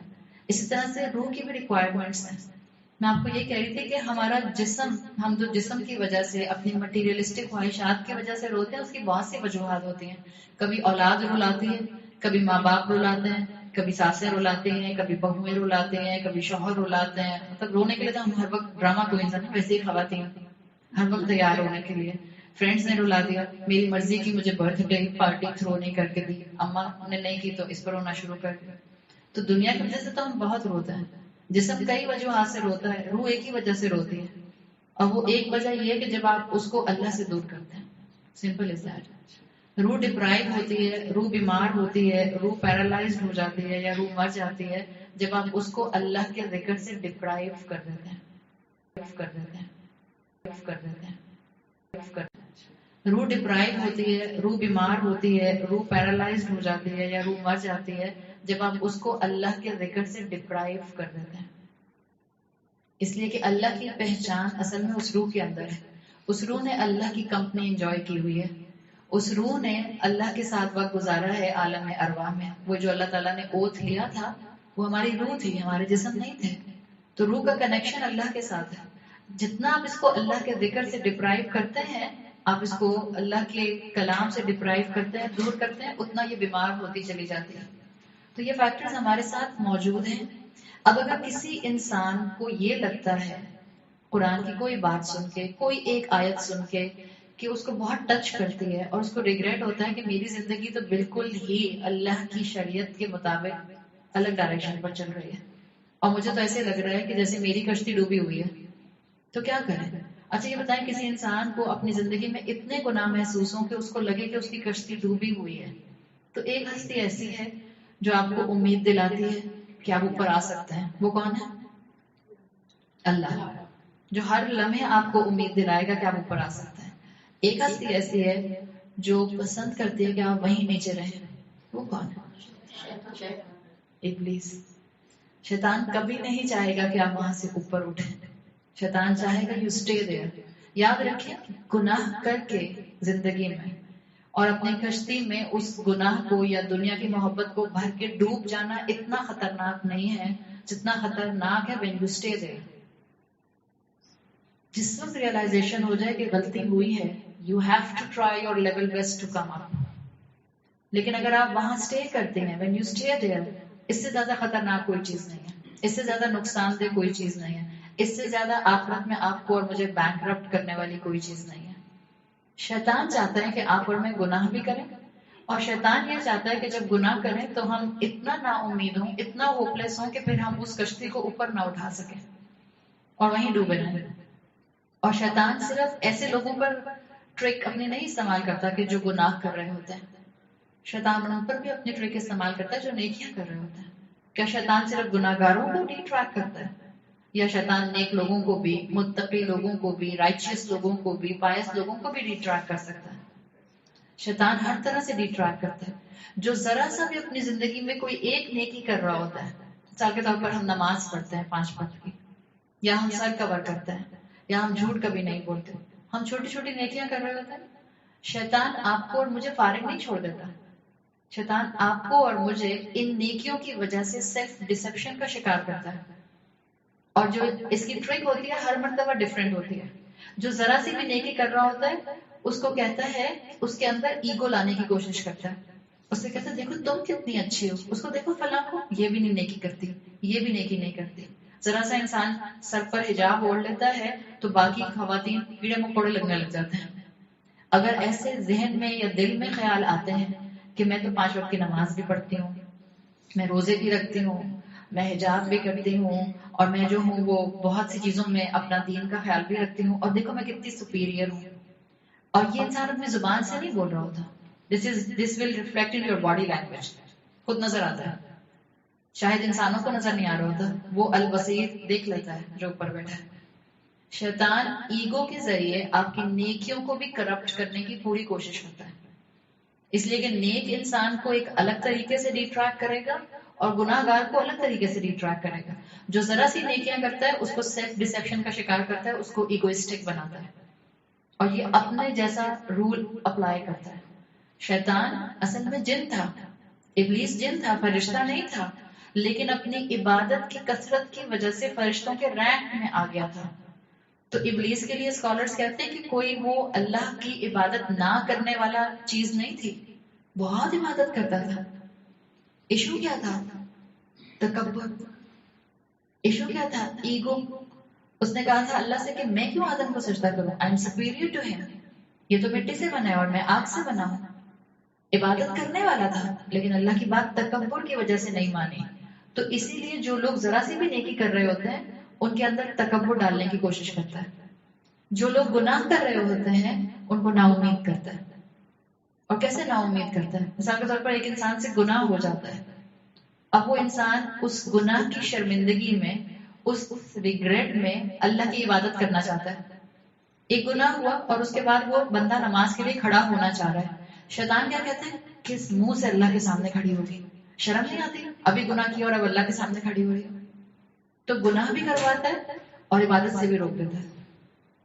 شیطان کہتا ہے کہ دل میں تو تمہارے جو ہیں وہ اسلام کے خلاف شک آتے رہتے ہیں, اماں کے ساتھ تو تم اتنا بیک آنسر کرتی ہو, شوہر کے ساتھ تو جو ہے وہ تم اتنے جھگڑے کرتی ہو, ساس کے ساتھ تم اچھا سا جو ہے وہ اپنا ایٹیٹیوڈ نہیں رکھتی ہو, تو سر کیوں کور کرتی ہو, کتنی ہپوکریٹ ہو. شیطان ایسا خیال ڈالتا ہے نا, وہ اس لیے ڈالتا ہے اس لیے کہ وہ ہر ایک انسان کی میتھڈولوجی اس کو ڈی ٹریک کرنے کی الگ استعمال کرتا ہے. وہ کہتا ہے کہ تم تو ویسے ہی اتنے گناہ کرتی ہو, تب اللہ تمہیں کیا معاف کرے گا, چھوڑو پھر چل کرو لائف میں. جب تم نے جانا ہی جہنم میں الٹیمیٹلی, تو کیوں اپنے 4 دن کی زندگی کو خراب کرتی ہو؟ جب تم آلریڈی اتنے گناہ کرتی ہو, جب تم ویسے ہی اتنی غصے والی ہو, جب تم اتنی ابیوسو لینگویج استعمال کرتی ہو, تو یہ سر کور کر کے منافق کیوں بنتی ہو؟ چھوڑو, سر کور مت کرو. یہ ہے شیطان کی اسٹریٹجی. شیطان چاہتا ہے کہ جب آپ اور میں زندگی میں غلطی کریں, اور اتنی غلطی کریں کہ ہماری کشتیاں ڈوب جائیں, تو وہ چاہتا ہے کہ we better stay there, توبہ کر کے ہم واپس اوپر نہ آئیں. یہ شیطان کی اسٹریٹجی ہے. یہ بتائیں شیطان کو کتنے سجدے نہ کرنے پر اللہ تعالیٰ نے جنت سے باہر نکال دیا تھا, کک آؤٹ کر دیا تھا جنت سے؟ ایک سجدہ, ایک ہی سجدہ تھا. اللہ تعالیٰ نے سب فرشتوں کو حکم دیا تھا, اور شیطان کیونکہ فرشتوں ہی کے رینک میں تھا تو اللہ تعالیٰ نے حکم دیا تھا آدم علیہ السلام کو فزیکلی بنا کے کہ اس کے سامنے سجدہ کرو. سب نے سجدہ کیا تھا سوائے ابلیس کے. ابلیس کے لیے آتا ہے انا واستکبر, اس نے کہا تھا کہ میں تو نہیں کرنے والا، انکار کر دیا تھا اس نے، ایک سجدہ نہیں کیا اس نے اللہ کے کہنے پہ، اور کئی ہزار سال سے عبادت کرتا تھا. ایک سجدہ نہ کرنے پر اللہ نے جنت سے کک آؤٹ کر دیا. نافرمانی فیکٹر تھی نا، تکبر فیکٹر تھا. آپ میں سے کون ہے جس نے کبھی فجر کی نماز مس نہیں کی؟ کوئی ہے؟ اچھا چلیں فجر کی ہم سب شامل ہیں، مجھ سمیت. ہم میں سے کون ہے کوئی جو یہ کہے کہ میں نے کبھی اللہ کی نافرمانی نہیں کی؟ کوئی ہے؟ مجھ سمیت. ہو ہی نہیں سکتا. اگر کوئی یہ کہے تو اس کا مطلب ہے وہ ڈسیپشن کا شکار ہے. It's not possible. ہم میں سے کوئی پرفیکٹ نہیں ہے. ہم اللہ کی نافرمانیاں بھی کرتے ہیں اور ہم نے کئی فجر کی نمازیں مس کی ہیں. شیطان نے تو ایک سجدہ مس کیا تھا نا. اگر میں ایک فجر کی نماز مس کرتی ہوں تو میں کتنے سجدے مس کرتی ہوں؟ ایک فجر کی نماز میں 8 سجدے ہوتے ہیں. 4 رکعت پڑھتے ہیں، ہر رکعت میں 2 سجدے. 4 into 2 8. اگر میری ایک فجر کی نماز مس ہوئی تو میں نے 8 سجدے مس کر دیا. اگر ہم اس طرح اپنے گناہوں کا حساب لگانا شروع کریں تو ہم میں سے کون جنت میں جا سکتا؟ کوئی بھی نہیں جا سکتا. اللہ کی رحمت ہی ہمیں جنت میں لے جا سکتی ہے. ہمارے اعمال اس قابل نہیں ہے کہ ہم جنت میں جا سکیں. شیطان نے نافرمانی کی، ایک سجدہ نہ کر کے تو اللہ نے اس کو جنت سے باہر نکال دیا. یہ بتائیں شیطان نے اللہ کی بات نہیں مانی تھی، نافرمانی کی تھی. اگر آپ اس سٹوری کو اپنے ذہن میں رکھیں جو قرآن میں کئی مرتبہ آئی ہے، کیا آدم علیہ السلام سے بھی نافرمانی ہوئی تھی؟ اللہ تعالیٰ نے جنت میں بلینز ٹریلینز درخت ہیں. جنت میں کوئی ایک درخت تو نہیں. آپ احادیث پڑھیں تو آپ کو پتا چلتا ہے کہ جنت کو جنت کہتے اسی لیے ہیں، اس لیے کہ کمپلیٹلی گرین. اس میں گھاس اور درخت بہت زیادہ ہے. ٹریلینز آف ٹریلینز درخت ہیں اس کے اندر. ان ٹریلینز آف ٹریلینز درخت میں سے اللہ تعالیٰ نے آدم علیہ السلام کو صرف ایک درخت کا پھل کھانے سے منع کیا تھا، اور آدم علیہ السلام نے کیا کیا؟ اسی کا پھل کھا لیا. تو نافرمانی تو آدم علیہ السلام سے بھی ہوئی تھی، نافرمانی ابلیس سے بھی ہوئی اور نافرمانی آدم علیہ السلام سے بھی ہوئی. But the major difference between both of them was their attitude after the گمراہی، after the گناہ. جب شیطان نے گمراہی کی اور نافرمانی کی تو اس نے کہا اللہ تو نے مجھے اصل میں گمراہ کیا. بما اغویتنی، اللہ آپ نے مجھے گمراہ کیا، آپ نے مجھے ڈیٹریکٹ کیا. اور آدم علیہ السلام کا غلطی کرنے کے بعد ایٹیٹیوڈ کیا تھا؟ ربنا ظلمنا انفسنا وان لم تغفر لنا وترحمنا لنکونن من الخاسرین. آدم علیہ السلام نے اپنی غلطی ایڈمٹ کر لی، اللہ سے معافی مانگ لی، توبہ کر لی، استغفار کر لی. اور ایک اور چیز جو آپ کو آدم علیہ السلام کی دعا میں اس دعا میں ملتی ہے کہ آدم علیہ السلام نے یہ کہا کہ اللہ میری غلطی نہیں ہے، ابلیس نے مجھے ریٹریکٹ کیا تھا. الزام لگایا نہیں. ہم گناہ کرتے ہیں اور الزام برابر والے پہ ڈال دیتے ہیں. زیادہ تر خواتین بیٹھی ہیں نا یہاں پہ، اور خاص طور پر شادی شدہ خواتین. انمیرڈ بچوں سے میں اس وقت بات نہیں کر رہی. ہم انمیرڈ بچوں کی بھی کہانی الگ ہے، اس لیے کہ میں بھی جانتی ہوں، میری بھی ماشاء اللہ اسی ایج بریکٹ کی 2 بچیاں ہیں، ان کی بھی کہانیاں میں سنتی رہتی ہوں سارا دن. میرڈ خواتین 90%، بلکہ شاید 95% جو میرا آبزرویشن ہے، خود اللہ کی بات ماننے پر تیار نہیں ہوتی ہیں اور بندوق شوہر کے کندھے پر رکھ کے چلاتی ہیں. او میرے ہسبینڈ الاؤ نہیں کرتے، او میرے ہسبینڈ کو پسند نہیں ہے، وہ میرے ہسبینڈ جو ہے وہ ناراض ہو جاتے ہیں، وہ تو مجھے قرآن کلاس میں آنے سے ہی روک دیں گے تو پھر میں نہیں کر سکتی. اگر میرڈ خواتین کا یہ کلیم ہے تو ان کو اپنا ایمان ریفریش کرنے کی ضرورت ہے اور اپنے آپ سے پوچھنے کی ضرورت ہے کہ ان کا رب ان کا ہسبینڈ ہے یا اللہ ہے. وہ اپنے اللہ کے غلام ہے یا اپنے ہسبینڈ کے غلام ہے. رازق اوپر بیٹھا ہے، شوہر رازق نہیں ہے. شوہر کا مقام اپنی جگہ پر، شوہر سے محبت اپنی جگہ پر، لیکن رسول اللہ صلی اللہ علیہ وسلم نے ہمیں پالیسی سٹیٹمنٹ دے دیا ہے، لا طاعت فی المخلوق فی معصیت خالق. آپ اللہ کی نافرمانی کرتے ہوئے مخلوق کی بات نہیں مان سکتے. آپ کو مخلوق کی وہی بات ماننی ہے جہاں خالق کی بھی فرما برداری ہو رہی ہوگی. شوہر کی اتنی بات ماننا جائز ہے جو وہ شریعت کے اندر کہتا ہے کرنے کو. جب شوہر مجھے اللہ کی نافرمانی کرنے کا کہے گا تو میں شوہر کی بات نہیں مان سکتی ہوں. کیا ہوگا؟ تھوڑے دن کے لیے ناراض ہی ہو جائیں گے نا. تو کون سی ایسی یہاں شادی شدہ خاتون بیٹھی ہیں جو کہیں میرے تو شوہر کی کبھی آج تک لڑائی ہی نہیں ہوئی؟ کوئی ایسی خوش قسمت ہے؟ میں تو نہیں ہوں. تو دوسروں کے کندھوں پر بندوق رکھنا ہمارا عام یہ ایٹیٹیوڈ ہے. آدم علیہ السلام کی یہ فطرت نہیں تھی، اور آدم علیہ السلام پیور ہیومن نیچر پہ تھے. انہوں نے جب اللہ سے معافی مانگی تو شیطان پر بلیم نہیں کیا، حالانکہ جتنا رائٹ وہ رکھتے تھے کہ وہ شیطان کو بلیم کریں، اس سے زیادہ رائٹ ہم میں سے کوئی بھی نہیں رکھتا. اس لیے اسی نے ان کو دھوکہ دیا تھا، اسی نے ان کو بہکایا تھا. اصل میں وہی دھوکے باز تھا، لیکن آدم علیہ السلام نے اس کا نام نہیں لیا، آدم علیہ السلام نے اس کو مینشن نہیں کیا. یہ عین انسانیت تھی. جب میں اور آپ اللہ کی نافرمانی کریں اور غلطی کریں تو اپنی غلطی کو ایڈمٹ کریں. اس کو فیشن کے اوپر، اس کو زمانے کے اوپر، اس کو خاندان کے اوپر، اس کو شوہروں کے اوپر، اس کو فرینڈس کے اوپر، اس کو ورک پلیس کے اوپر، اس کو جو ہے وہ رسومات کے اوپر بلیم کرنے والا چیز وہاں پر مت بنائیں. اللہ تعالیٰ نے آدم علیہ السلام کو معاف کر دیا، اس لیے کہ آدم علیہ السلام نے توبہ کی تھی. شیطان کو اللہ تعالیٰ نے نہیں معاف کیا، اس لیے کہ اس کا ایٹیٹیوڈ ایسا تھا، تو اللہ نے اس کو بھی جنت سے بھی کک آؤٹ کیا، اور اس کے بعد زمین پر امتحان کے طور پر آدم علیہ السلام کے ساتھ اتار دیا. تو یہ اصل میں سارا معاملہ ایٹیٹیوڈ کا ہے. آپ سے اور مجھ سے بھی غلطی ہو تو جسٹیفیکیشن غلطی کی کبھی مت دیں، کبھی مت دیں. اگر آپ دین کی کسی بیسک آبلیگیشن کو نہیں مانتے ہیں تو اس کو جسٹیفائی نہیں کریں کہ یہ 1450 سال پہلے اپلائی کرتا تھا، آج اپلائی نہیں کرتا. نہیں، آپ کہیں ہاں ٹھیک ہے دین کا حصہ ہے، میری کمزوری ہے، میں نہیں عمل کر رہی، آپ میرے لیے دعا کریں، اللہ مجھے توفیق دے دے، اللہ میرے لیے آسان کر دے، اللہ مجھے اپنا فرما بردار بنا لے. جو کام نہیں کر رہے اور دین کا ایک اہم حکم ہے، کم سے کم اس کو جسٹیفائی نہ کریں، ورنہ آپ اور میں شیطان والے ایٹیٹیوڈ پہ کہیں نہ آ جائیں، اور پھر وہ تکبر سے مجھے اور آپ کو کہیں آہستہ آہستہ آہستہ آہستہ مکمل اللہ سے دور نہ کر دے. تو اب جب ہم اتنی ساری باتیں سنتے ہیں تو ہمیں احساس ہوتا ہے کہ اچھا اب پریکٹیکلی پھر ہم کیا کریں کہ ہماری روحیں بیمار نہ ہوں. پریکٹیکلی ہم کیا کریں کہ ہماری روح اللہ سے کنیکٹڈ رہے.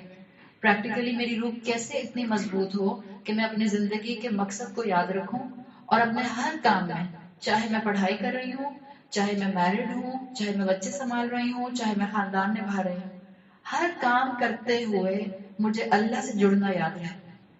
جیسے آپ اور میں اپنی صحت کی حفاظت کرتے ہیں، جیسے آپ کے اپنے فزیکل پرنسپل ہیں کہ آپ کو اپنی صحت کا خیال رکھنا ہوتا ہے، آپ کو اپنی فزیکل لائف مینٹین کرنے کے لیے کچھ فیکٹرز رکھنے ہوتے ہیں. آپ کی فزیکل لائف کے لیے آپ کی آکسیجن ہے، آپ کا کھانا پینا ہے، آپ کا واٹر ریکوائرمنٹ ہے. ایسے ہی آپ کی روح کی ریکوائرمنٹ جو ہے وہ بیسک چیز ذکر اللہ ہے، اللہ کا ذکر، ریممبرنس آف اللہ. اور ریممبرنس آف اللہ میں 3 چیزیں یاد رکھیں پریکٹیکلی. نمبر 1 نماز، 5 وقت کی نماز مس نہیں ہونی چاہیے، اور نماز کے وقت پہ پڑھنا. یہ نہیں کہ جب آنکھ کھلے گی 10 بجے کھلتی ہے صبح یا 9 بجے کھلتی ہے تب فجر پڑھ لوں گی، نہیں، نماز کے وقت پہ پڑھنا. ذکر اللہ میں پہلی چیز 5 وقت کی نماز کی پابندی، دوسری چیز قرآن. اور میں آپ سب سے ریکویسٹ کروں گی، میں اس کو انڈر ایسٹیمیٹ نہیں کر رہی ہوں کہ الحمدللہ آپ لوگ مہینے میں 1 مرتبہ یہاں آ کے بیٹھتی ہیں اور بہت خاموشی اور صبر کے ساتھ بغیر ریسٹلیس ہوئے 1 گھنٹے تک میری بات کو سنتی رہتی ہیں. الحمدللہ اللہ تعالیٰ انشاءاللہ اس کی برکت سے ہمیں اور اپنے کلام کے قریب کرے گا. اس کو میں انڈر ایسٹیمیٹ نہیں کر رہی، لیکن جب ہم کہتے ہیں کہ ہماری روح کی صحت کے لیے قرآن ضروری ہے تو یہ مہینے میں 1 مرتبہ کا قرآن نہیں ہے. کیا آپ اپنا سارا کھانا مہینے کا 1 ہی دن میں کھا لیتے؟ اگر کوئی کہے کہ میں اپنے مہینے کا پورا کھانا ایک ساتھ کھا لیتی ہوں تاکہ پھر میں اپنی دنیا کے کام بہت ایفیشینٹلی کرتی ہوں، آپ اس کی شکل 6 منٹ تک دیکھتی رہیں گی کہ کس قسم کی گفتگو کر رہی ہیں. مگر ہم اپنے روح کے معاملے میں یہی کرتے ہیں نا. چلیں یہ تو خیر میں آپ کو بہت بڑی بات بکھیر رہی ہوں کہ آپ مہینے میں 1 مرتبہ قرآن کے سامنے آ کے بیٹھتی ہیں. جنرلی ہم مسلمان جو ہیں وہ کس موڈ میں ہوتے ہیں، ہم سال کے 12 مہینوں میں سے صرف 1 مہینہ پورے کا پورا قرآن کو اسائن کر دیتے ہیں، رمضان والا. رمضان میں ہم نے قرآن سن لیا، باقی 11 مہینے ہم چل کریں گے، دنیا کے کام کریں گے، پھر اگلا رمضان آئے گا تو پھر ہم اللہ کے سامنے جو ہے وہ پریکٹسنگ مسلمان بن کے بیٹھ جائیں گے. میں اس کو انڈر ایسٹیمیٹ نہیں کر رہی ہوں. Something is better than nothing. اللہ دل کھولنے والے ہیں، اللہ کھول دیتا ہے، لیکن صرف سمجھانا چاہ رہی ہوں. ذرا سا بھی اگر کسی کے پاس عقل کا فیکٹر ہوگا اور وہ سوچتا ہوگا، وہ پونڈر کرتا ہوگا، تو آپ اپنے جسم کی صحت کے لیے پورا کھانا ایک ساتھ نہیں کھا جاتے، چنکس میں کھاتے ہیں. اب تو ڈاکٹرز کہتے ہیں کہ 3 کی بجائے 6 میلز کھائیے اگر آپ کو فزیکلی فٹ رہنا ہے، ایکٹیو رہنا ہے. اسی طرح سے قرآن کو بھی بار بار سننے کی ضرورت ہے، قرآن کے سامنے بار بار آ کر بیٹھنے کی ضرورت ہے. اور یہ میں آپ کو بتا دوں، قرآن پڑھنے سے زیادہ سننے سے امپیکٹ کرتا ہے. میں نے آپ کو کوئی نئی بات نہیں بتائی آج، بلکہ میں جب بھی یہاں آتی ہوں میں کوئی نئی بات نہیں بتاتی آپ کو. میں تو صرف ریمائنڈرز آپ کے سامنے لے کر آتی ہوں.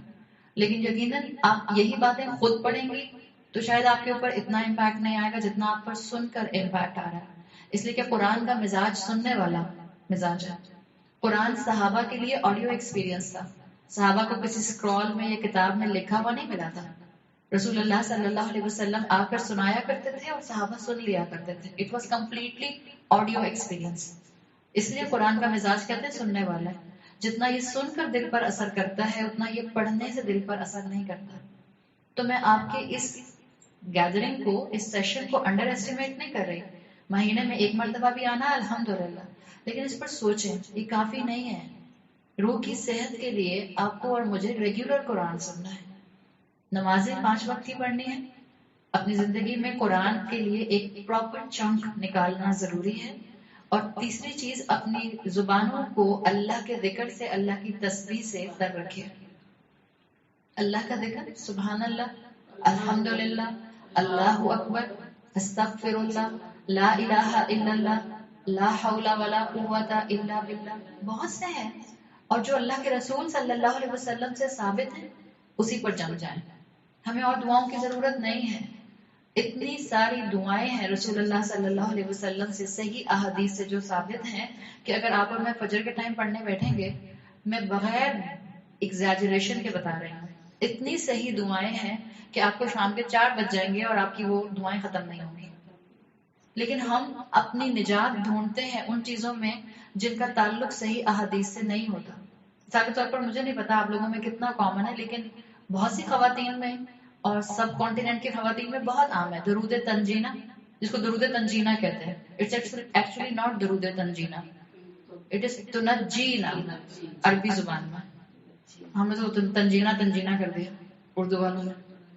جب اللہ کے رسول صلی اللہ علیہ وسلم کے اذکار موجود ہیں صحیح احادیث سے، تو پھر ہم کیوں اپنی پناہ ان چیزوں میں ڈھونڈتے ہیں جس کا کوئی لنک وحی کے ساتھ کنیکٹڈ نہیں ہے. اپنی زندگی میں اللہ کے ذکر کو ریمائنڈ کرنے کے لیے، دوبارہ سے ریوائز کرنے کے لیے نماز کو تھامیے، قرآن کو اپنی زندگی کا حصہ بنائیے، اور اللہ کے رسول صلی اللہ علیہ وسلم کی بتائی ہوئی تسبیحات کو معمول بنا لیجیے. ہر فرض نماز کے بعد کم سے کم آپ کو پتہ چلتا ہے کہ 33 ٹائمز سبحان اللہ، 33 ٹائمز اللہ اکبر، 33 ٹائمز الحمدللہ. آپ یہ کہیں تو آپ دیکھیں پھر آپ کے وقت میں کتنی برکت ہوتی ہے. یہ سب اذکار ہیں، اپنے اس کو ریگولر روٹین کا حصہ بنائیے. اور ایک اور چیز جو بہت ضروری ہے، اگر آپ اس کو اپنی فزیکل باڈی کے ساتھ ہی اٹیچ کر کے دیکھیں جیسے آپ کے جو بھی آس پاس ماحول ہوتا ہے، انوائرمنٹ ہوتا ہے، جیسے بہت سردی ہوتی ہے تو آپ اپنے جسم کو جیکٹ سے چھپاتے ہیں، سویٹر پہنتے ہیں، شال لیتے ہیں. بہت گرمی ہوتی ہے تو آپ اپنے جسم کو آرام دینے کے لیے ایئر کنڈیشن میں آ کے بیٹھ جاتے ہیں. کیا آپ کی روح بھی ٹھنڈک محسوس کرتی ہے اسی کی؟ ہاں، وہ اے سی میں بیٹھ کے لگتا ہے صحیح ہے کہ شاید روح تک ٹھنڈک پہنچ گئی، لیکن وہ روح تک نہیں جاتی. روح ان چیزوں سے بہت بلند ہے. روح کو ان چیزوں کی ضرورت نہیں ہے. وہ آپ کی جسمانی ٹھنڈک ہوتی ہے جو آپ محسوس کر رہی ہوتی ہیں. تب اپنے جسم کو پروٹیکٹ کرتے ہیں اس کے ویدر کی ایکسٹریم چیزوں سے، کنڈیشن سے. اسی طرح آپ کے اپنے دل کو بھی پروٹیکٹ کرنا ہوتا ہے. اور آپ کے دل کے پروٹیکشن کے لیے جو دروازے اور کھڑکیاں ہیں وہ آپ کی 2 آنکھیں، 2 کان اور 1 زبان ہے. یہ وہ آؤٹ لیٹس ہیں جن کا ڈائریکٹ امپیکٹ آپ کے دل پر ہوتا ہے. آپ اپنی ان آنکھوں سے کیا دیکھتے ہیں، it will direct impact your heart. آپ اپنے ان کانوں سے کیا سنتے ہیں، it will direct impact your heart. آپ اپنی زبان سے کیا بولتے ہیں، It will actually direct impact your heart. آپ خود دیکھیں کہ آپ نے ان دروازے اور کھڑکیوں پر کون سے گارڈز بٹھائے ہوئے ہیں. میں ہر چیز سنتی ہوں. میں قرآن بھی سنتی ہوں اور میوزک بھی سنتی ہوں. میں ہر چیز دیکھتی ہوں. میں قرآن کی کلاس میں جا کے جو ہے وہ سورہ رحمان پر پریزنٹیشن بھی دیکھتی ہوں اور سینما ہال میں جا کے میں لیٹسٹ مووی بالی ووڈ کی ہالی ووڈ کی سب دیکھتی ہوں. میں تسبیحات بھی بہت پڑھتی ہوں اور اس کے بعد پھر میں غیبت بھی بہت کرتی ہوں. These are points to think. It's food for thought for every one of us. مجھے سے زیادہ کچھ بھی نہیں بتانا. یہ آپ کے دل کے دروازے اور کھڑکیاں ہیں. ان کی خود حفاظت کیجیے. ان کو بند کرنا آپ کے ہاتھ میں، میرے ہاتھ میں نہیں ہے. میں اپنے دل کے دروازے کھڑکیاں بند کر سکتی ہوں، ان پر پہرے بٹھا سکتی ہوں، ان پر گارڈز بٹھا سکتی ہوں، آپ کے دل پر نہیں. It's all about internal realization. It's all about internal awakening. کتنا مجھے اللہ یاد رہتا ہے. مشکل ہوتا ہے، ناممکن نہیں ہے. پاؤں پھسلے گا، کوئی بات نہیں. اللہ نے توبہ کا دروازہ کھلا رکھا ہے. تو اللہ سے دعا کریں کہ اللہ تعالیٰ مجھے اور آپ کو اپنے دل کی گہرائیوں کے ساتھ اپنی زندگی کے ہر معاملے کو اللہ سے کنیکٹ کرنے والا بنا دے. اللہ تعالیٰ ہمارے وقت میں اتنی برکت دے کہ ہم اپنی زندگیوں کے اندر قرآن کے لیے بھی تھوڑا سا وقت نکال سکیں. اللہ ہمیں اپنی زندگی گزارنے کے صحیح ڈائمینشنز دکھا دے. نہ صرف ہم اپنی زندگی کو بینیفیشل بنائیں اپنی آخرت کو اچھا کرنے کے لیے، بلکہ ہم آنے والی پروجنیز کے لیے بھی ایک اچھی مسلمان کی اگزامپل چھوڑ کر جائیں. اللہ ہم سب کو پریکٹسنگ مسلمان بنائے اور ہمیں ایمان کا کنوکشن عطا فرمائے. بارک اللہ لی ولکم فی القرآن الحکیم ونفعنی وإیاکم بآیاتہ وذکر الحکیم. سبحانک اللہم وبحمدک نشہد ان لا الہ الا انت نستغفرک ونتوب الیک. السلام علیکم ورحمۃ اللہ وبرکاتہ.